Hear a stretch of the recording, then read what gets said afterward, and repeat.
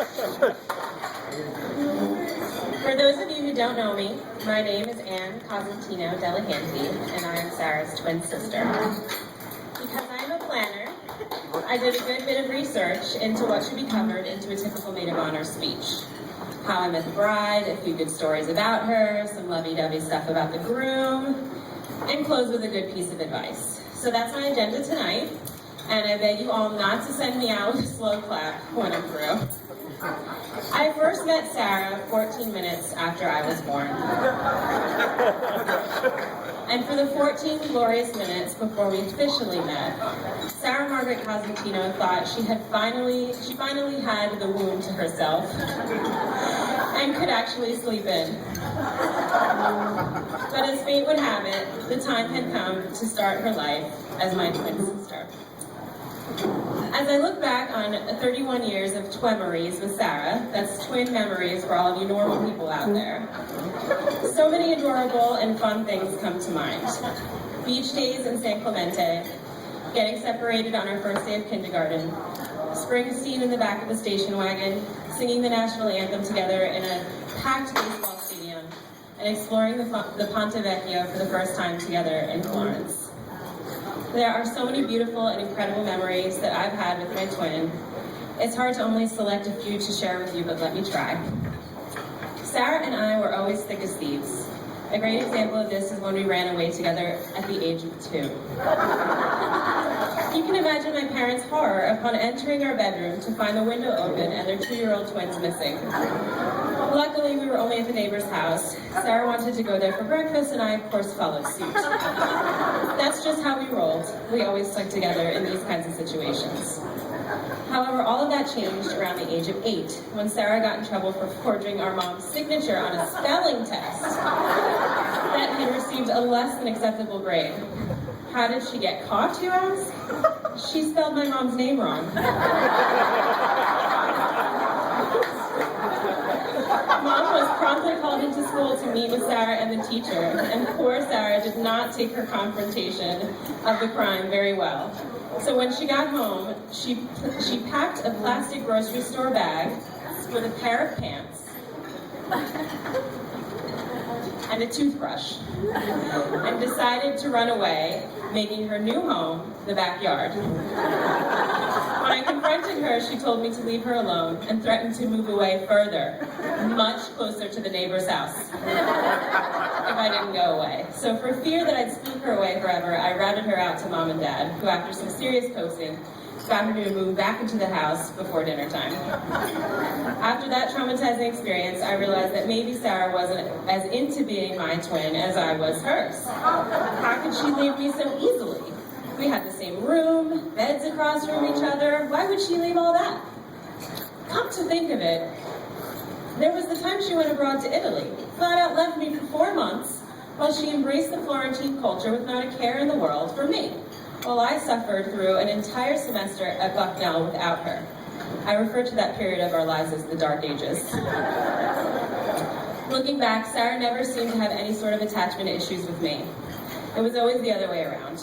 I think the most damning piece of evidence is the canned response Sarah gives when she's asked a typical question.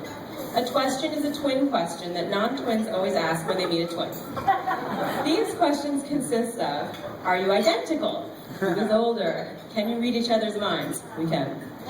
Do you feel each other's pain? And perhaps the most popular of all, do you like being twins?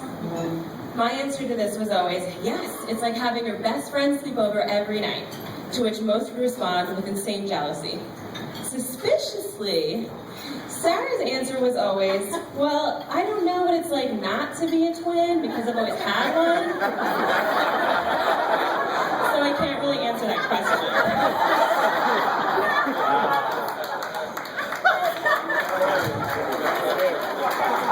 I guess the final break came when Sarah met Jim in the summer of 2008. I'll never forget the call I got from her. She had met someone, and not just anyone, the one. Sarah was officially smitten. He was in land development, just like Dad. He walked her home. He was caring. And after their first month of dating, he wrote her a poem and framed it. An emotional... What?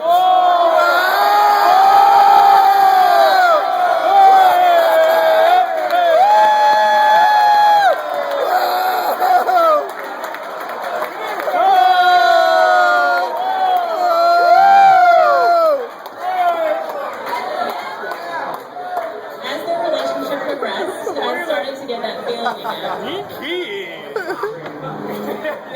As the relationship progressed, I started to get that feeling again. The one from when she first ran away without me. Sarah had very quickly gone from being my roommate to roommate to ex-roommate to Jim's girlfriend and tenant. Yes, you heard me correctly. She was his tenant. They had created such a beautiful life together.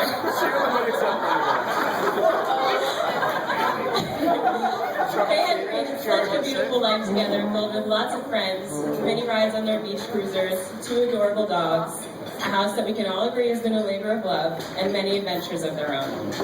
Jim's influence on Sarah is quite noticeable. During Hurricane Sandy, Sarah and Jim passed on staying at my parents' house with electricity, TV, food, all of the creature comforts, because they wanted to stick it out with their neighbors and friends in the dark.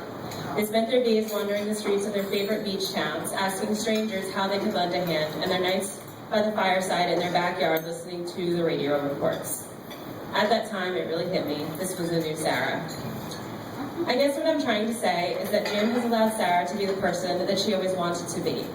A confident, strong, and independent woman who stands on her own, an individual with her own unique life, one to be proud of.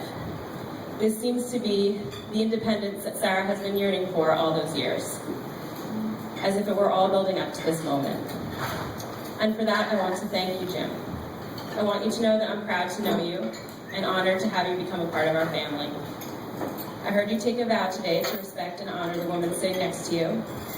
And along with my husband, she's the most important person in the world to me, and I know that you will keep that promise. And to Sarah, I want you to know that you will always be my twister, my soulmate, and my very best friend.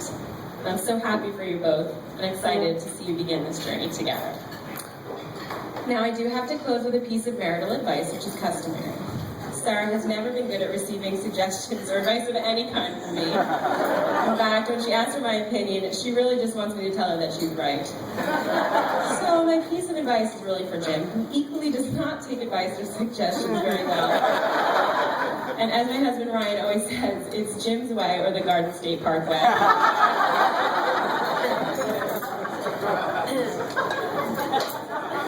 So here it goes, Sarah and Jim. Ryan and I like to live by these 4 simple rules, and if you can abide by them, I think you'll be just fine. Never go to bed angry with each other. Always kiss each other goodnight. Louis Vuitton on her birthday. Happy wife, happy life.